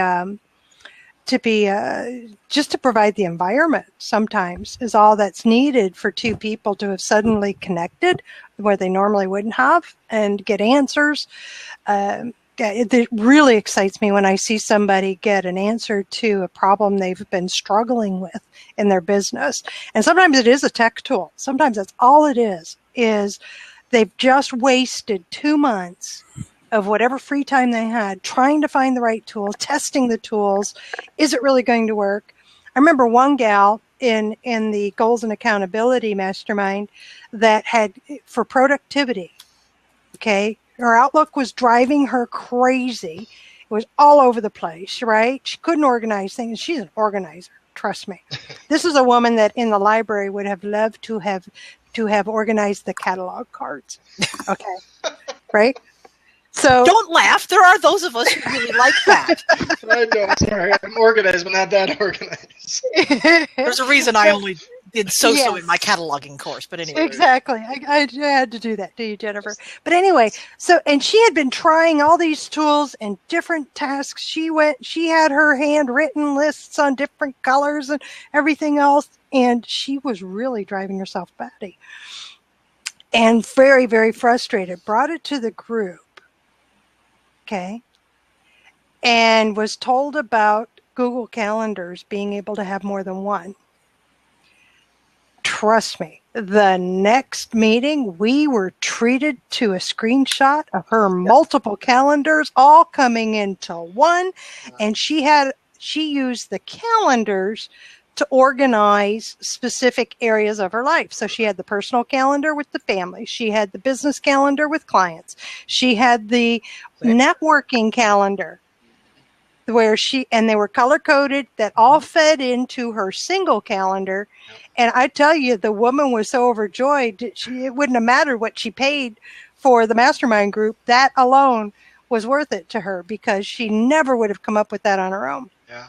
Well, that's true. I mean, that's the nice thing about Mastermind is that, same thing with the Blab, is you have different perspectives and people know what you don't know. Like I've heard of Zoom. Actually, Periscope, Brian talked about it, and I was supposed to get it one time when he was doing it, and he invited me to Zoom. I couldn't download it. And the reason I couldn't download is my computer was full with too much stuff, so I had to delete stuff to get the other file in my computer. You know, that's probably not a really bad thing, Preston. No, I know. It's just, unfortunately, I made a lot of those videos when I was doing video marketing, and I have kept them all on my computer. Oh, so. Yeah, resource hogs. But and I have, I have the Google Drive, I have the Outbox Drive, I have this drive, I have SkyDrive, I have stuff. So I just have to take time and delete a lot of that stuff. I don't even use it anymore. Mm-hmm. So what do you think, Ian? I spoke for you, dear, but You did. I don't need to speak anymore. But tools. Glad that worked out. Tools is a huge challenge. There are a plethora of tools in almost every product space you can imagine. And I do think with the freemium market for that sort of stuff, it's almost getting ridiculous that there are so many choices for us. And a lot of coaches have come up with, I don't mean coaches in the business coaching style, I just mean people who seek to offer advice in some way, who are really trying to be a mentor. They often have lists of here are the X tools for whatever. And I have a web page somewhere that I've bookmarked that has something like 500 tools, and for every category there's like 20 tools. Really, we're being bombarded with 20 tools for one issue time and time again. And it'd be really nice just to have a much shorter list which just says, here are the 3 I've used for this. Like we talked before, what do we use for a video conference? Maybe we should just simplify it and go, it's Blab, it's Zoom, it's whatever. And just limit the number of choices for people. Yeah. Well, honestly, how about what I do is I limit it to that which I've used. Yeah. With the caveat that these are what I've used. And in our resources sheet and the goals and accountability, what Jennifer had talked about, that resources sheet has a lot of tools on it that are recommended by those who actually used it. Yeah, and so somebody even just asked me, because I said that in the chat. That, please share it. I'll try to show that I've been trying to make sense of that myself, because there are so many more. The good news is that there are more tools now than there were a year ago, 2 years ago, and 5 years ago, especially to help those of us in solopreneur businesses, services, virtually. At the same time, making the compare. I have to compare, and I have to see it. And I got to know, what am I getting? What's the difference between them? At the same time, what's recommended? And, if the same tools keep popping up from other friends, personal recommendations, then that's going to be at the top of the list. And that's going to be the one that I'm either going to check out, I'm going to free trial it, or, I'm going to use it, or I'd be comfortable recommending it. So something like Zoom's going to go to the top of my list right now, that because I have experience in both Aweber, MailChimp, and something else, those are going to go higher on the list, than Infusionsoft, which is maybe overkill. I'm not in a software developer, so I'm not going to be listing and discussing Sketch and all of the mock-up, sites and tools. But I'm also going to tell you, on CRM, because all of us need to manage clients. But you're right. The spreadsheet started off and it listed 15 and 20 tools in each category, and it's information overload. And those of us who are information pros are supposed to be helping you make choices by filtering this stuff out. And, I think that's key. As Ian said, there's just so many more options now. And as Charlene said, let's figure out, what do we all use? And if there are 3 tools that seem to keep coming up the most, that are used most often by folks like us, then you make that recommendation, that there's a reason why FreshBooks gets love, why Harvest gets love, why Zoom gets love, Canva.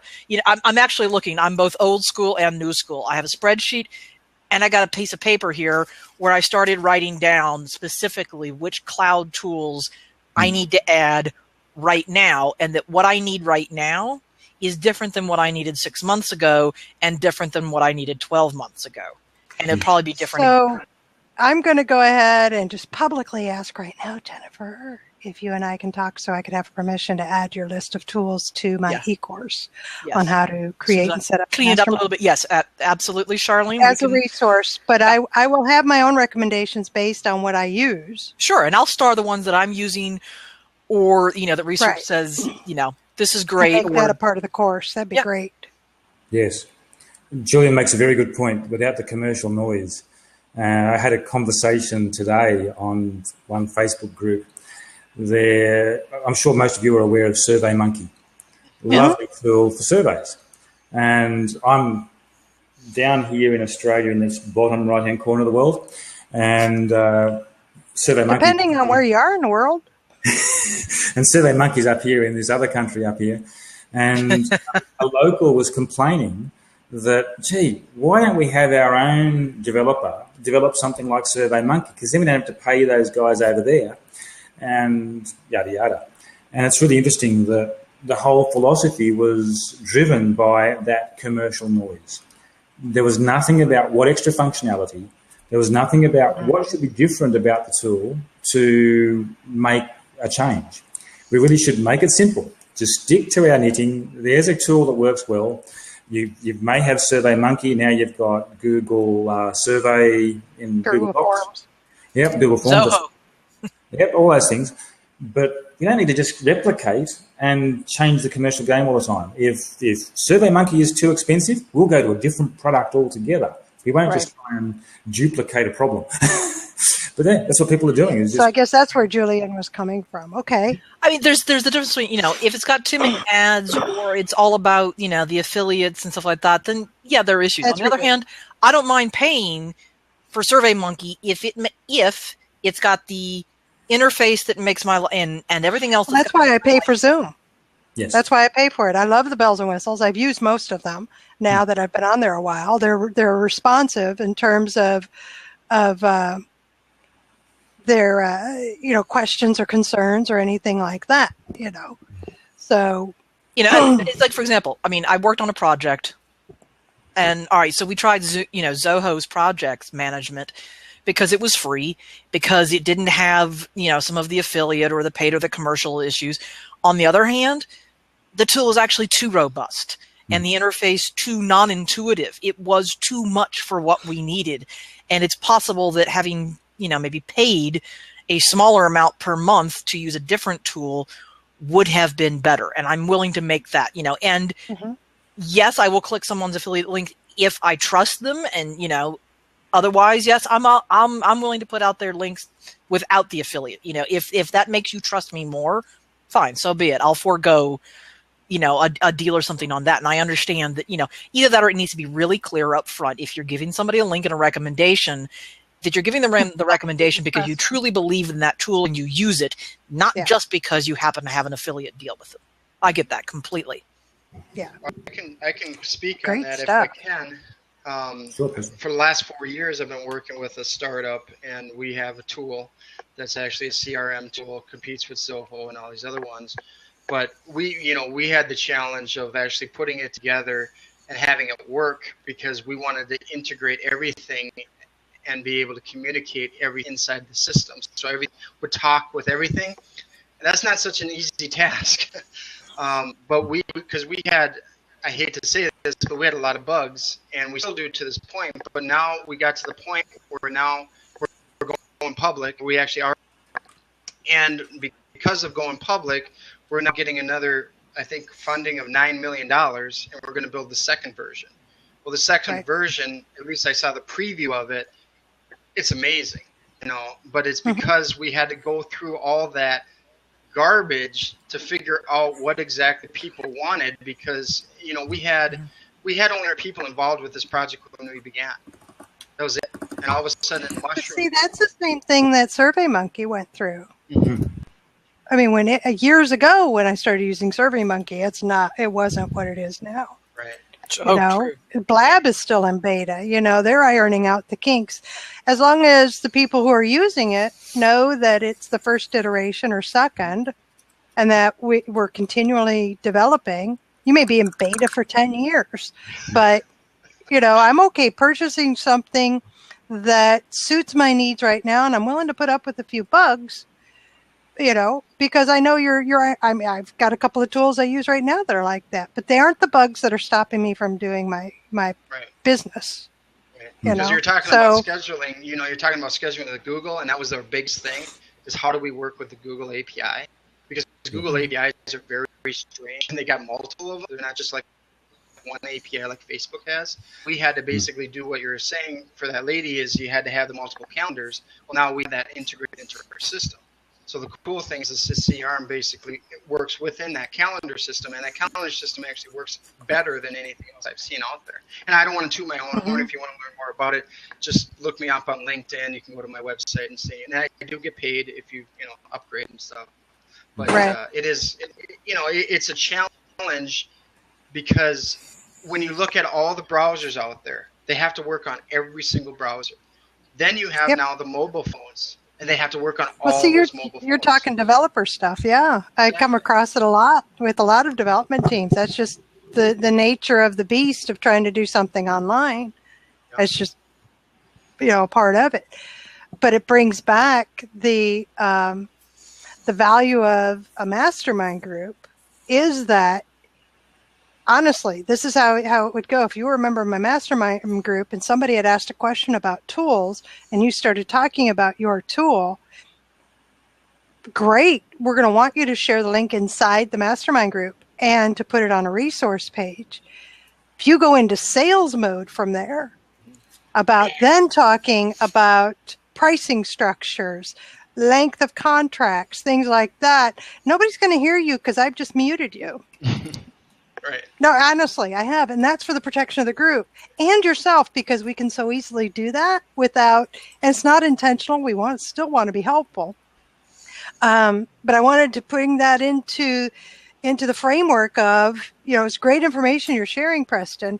And we're here talking about masterminds and how would I have handled, because I've had that, where somebody has gotten really excited about something and then they just kept going and going and nobody's hearing them. Because I muted them, and everybody's very grateful for that. Because I don't want, the minute I feel like I'm being sold, and I'm anxious. I'm going to be looking you up, Preston, because I'm anxious to take a look at the system you're talking about.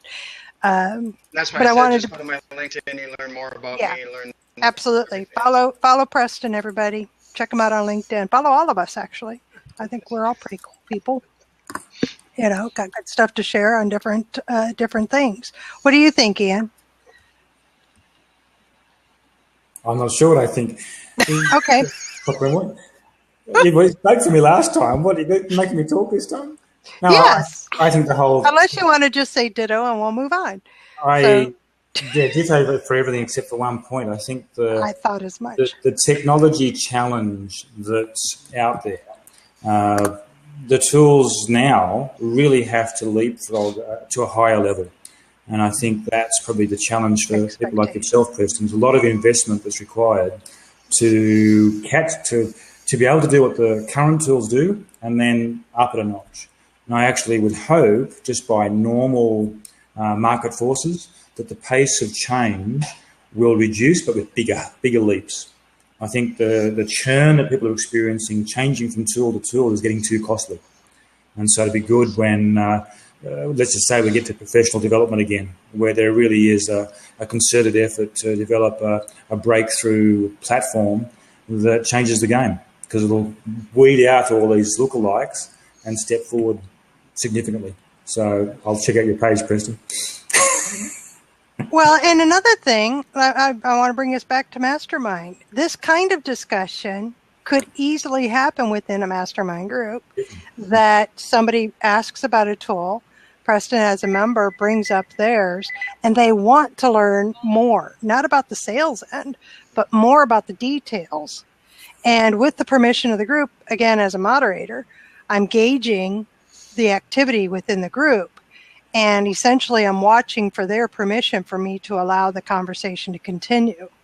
And oftentimes I get that. So I just leave it be and, put it to a halt when we're starting to get close to the end of time frame for that person or that issue, so that somebody else can have their turn. So it's not that in a mastermind group we're very, very focused on 3 questions and that's all we're going to talk about that day or anything like this. They naturally evolve into problem solving. Even the simple ones, what I call the simple entry point ones of goals and accountability. Because, again, this gal, the example was, I can't get myself organized. I just can't do it. you know, and and I didn't come up with that answer. Brilliant about using Google Calendars, you know. And if Preston, you had been a part of that, absolutely, you would have gone in and, you know, offered it and said, you know, to learn more, come over here, or I can tell you now if you want, that sort of thing. But so it's not, even as a paid and structured mastermind, it is not so structured that you're really confined. Okay, Jennifer. That's me, Jennifer. Love that you have clients and other calls. I hate to interrupt this, and I know you invited me to chat, but on the other hand, it's been 2 hours. It has been 2 hours, and, you know, I feel like only for Charlene, how much I love Charlene, would I get up, have that amount of coffee, do my hair and my makeup, and be on a video you call. are fabulous. So. Virtual hug, sweetie. Virtual hug to you, and Ian and Preston. It's been wonderful chatting with you. It's been wonderful chatting with everybody in the sidebar. Charlene, I think you may have another blab convert. So it's been a fantastic discussion, fantastic platform. I wish you all good luck continuing to discuss. But yes, the solopreneur life does mean that I eventually have to do some additional work. So okay, dear. So until next time. Until next time, you all have a great day. Go out there. Okay, thanks, dear. Nice meeting you. Just Charlene, while we were talking about, I've moved location. Yeah. Whoops. We were talking about how we make sure that the room is a safe place, and we were talking about how members come in. Just interested, your experience is similar or different to me. I think you said before that you make the decisions on who enters the group, or do you have some other system for ensuring? Well, essentially I do. I mean, there's some basic criteria. It involves we'll have a Skype conversation, basically, or I'll invite you into the Zoom room. And I'm gauging how you're responding to me, your personality. Is it going to fit with the others that are in the group? Am I seeing anything that's blaring and glaring at me? But it's always a test. You know, it's okay that you pass my criteria, but I throw you into the group, and 2 days or 2 meetings later, they're all coming back to me saying, no, get rid of them. Yeah. One thing I've done is actually had 2 of the members actually be part of that interview process. And that's something that's perhaps worth trying. It does get a bit more buy-in that the new person is a good fit, although they suggested to me, therefore you don't have to do it. Well, no, I'm not quite letting go that far. But taking their insights. You know, I might do that for that third group, which is the next level business owners, you know, really taking it to the next level. I might do that. So far, the one I've been moderating since 2009, the goals and accountabilities have been good. I'm going to knock on, yes, I'm superstitious. Say a knock on every piece of wood while I do it. So far, we haven't had, you know, anything, any big issues that have occurred that have hurt the group. You know, Chuck, you know, you can talk to me. I'll just go. Yeah, prop party. Charlene wants more props. Thank you, Chuck. You're awesome. Oh goodness. I have to do your props too. What was that? I have to give you props too. Because we just met yesterday, you know, so you're a great lady. Oh, friends. Oh, thank you. Thank you. I appreciate that. Thank you, everybody, for the kudos and the pats on the back. I appreciate that. So seriously, so far, Ian, I have not had an issue. I think what struck me when you said that was, as I said, that third group, which is they're investing more money. They have more vested in terms of trust. Yep. And I could see having them be a part of, or just have, you know, either a select group, or even I could see out of that one, because we're only talking 6 or 7 members, saying, you know, listen, I've got somebody that I think might be a good member. Anybody want to join me in a virtual conference on such and such day, and just meet them, see what you think. And not a formal vetting as much as a give them the chance to say, yeah, I think it'd be a great fit. Have them on in. The reason it struck me was one of the comments you made last time we talked, or maybe it was the time before, was the idea that you don't get into the group until you're committed to the group.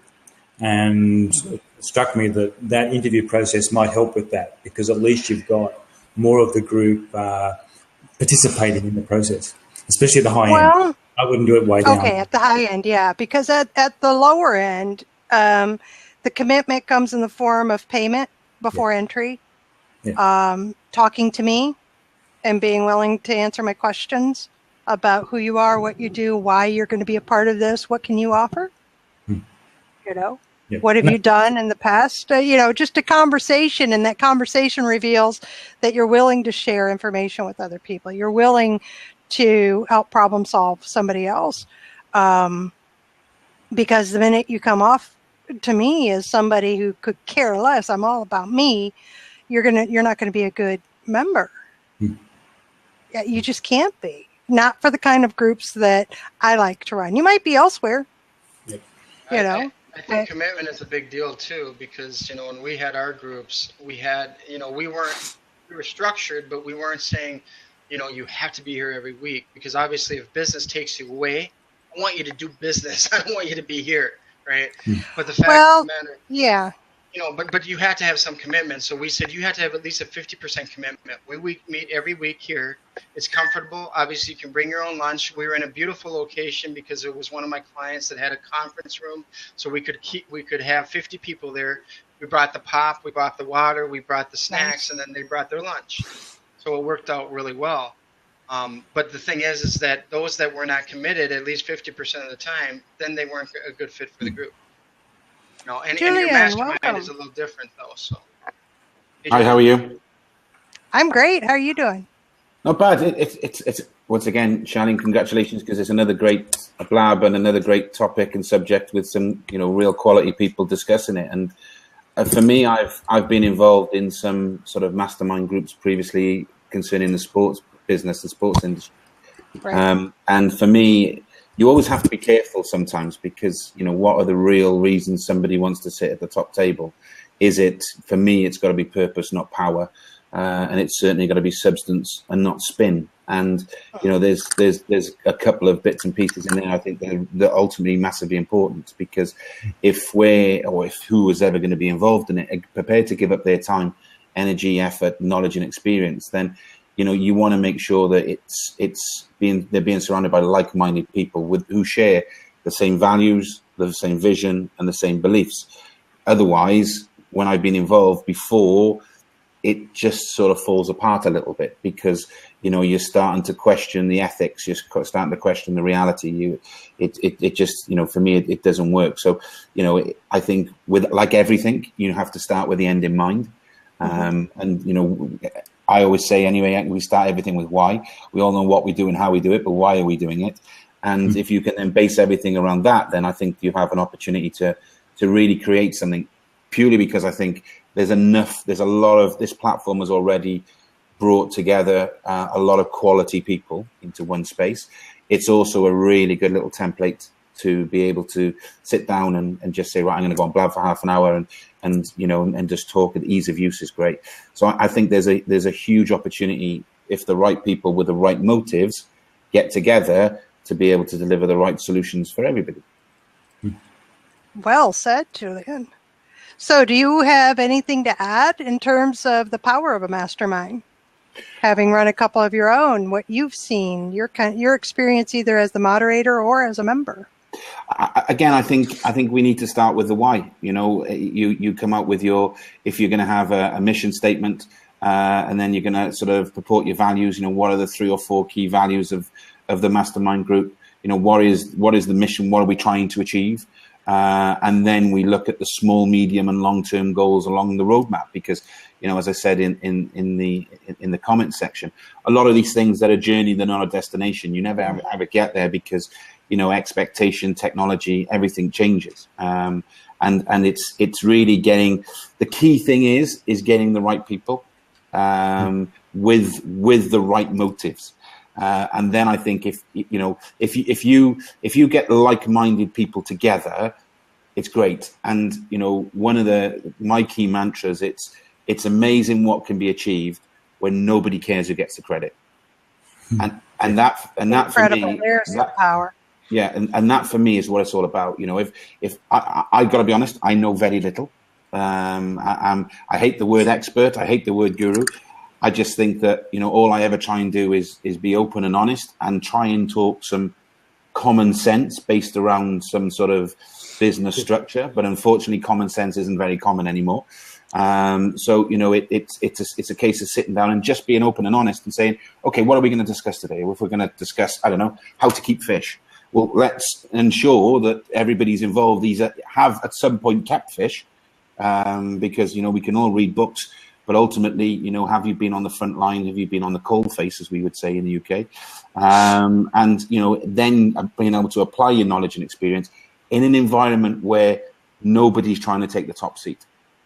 Because unfortunately, there's a lot of times where people become involved purely for either self-publicizing, you know. And one thing we got to be careful, I think, anyway, in Blab is especially early doors, people trying to position themselves, and again, then it becomes more power over the purpose. Yeah. So, you know, it's, if people have got something to say, fantastic. But let's make sure they're saying it for right reasons and within the right environment with the right people. Absolutely, Julian. Welcome, Anna. Hi, Anna. Uh-oh. Anna has a poor internet signal. We got audio. Can you hear us, Anna? She stuck too.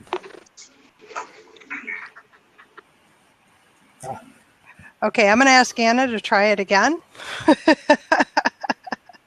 But what I just said, do you think there's merit in that? Because again, I just data dumped and gave you my views, and my views are my views. And there's no right or wrong, I suppose. But there's no right or wrong.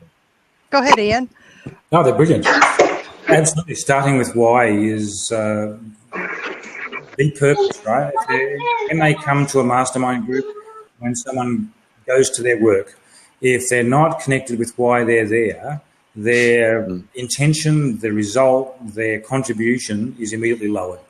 You've got to be on your game. You want to be there to serve the room, and that is part of masterminding, to be able to participate as an equal with the peers in the room, but also to have a real challenge. You may not have been back here at the time, Julian, a real challenge that you're trying to move forward within your business. I mentioned the Gumby question you might get in the first time you meet.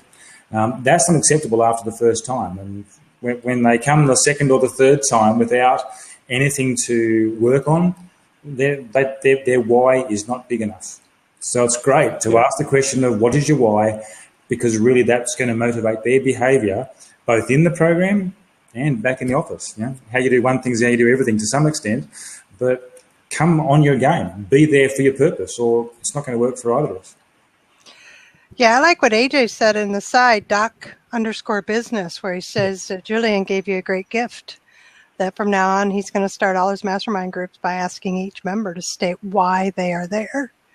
And I don't know that every meeting is necessary for the ones that I run, for the ones that I'm a part of, but I think a good touch point, you know, maybe every fourth or fifth meeting, or every quarter or something like that, almost do a quick inventory of the group, especially the longer term ones.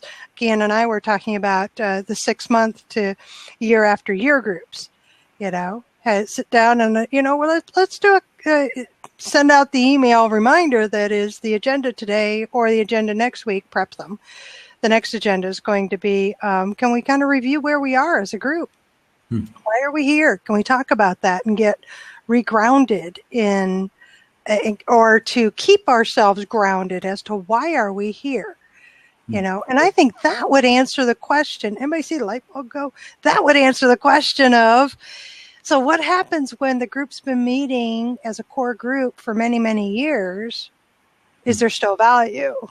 And I think there is, if there's a formal structure to it to begin with, and that question is asked or group inventory occurs, to keep it on track. Otherwise, I think it will but become more of a social group and really close friendships, but the structure falls away. So I think there's still value. It's just not the structure. Yeah. One thing I've done in my longer programs that I was doing more than a year ago now, but intend to start them again with a different group of people, has the model of a quarterly deep dive, or quarterly think tank was the word we used. And that really was, what's your overall business plan, but what is your plan for the next 3 months? And that sure crystallises the why for a lot of people. Remember, these mastermind groups were monthly, so the 3 month time frame was like a half a day. We would literally lock ourselves up and do the vision planning thing in the room, and the execution would be what we'd be tracking in the following mastermind sessions. So they really got connected to their why in their business in those moments, because they could really bring their long-term vision to a 3 month horizon, which is a really good horizon. And 90 days is about as far as any of us plan with rigor.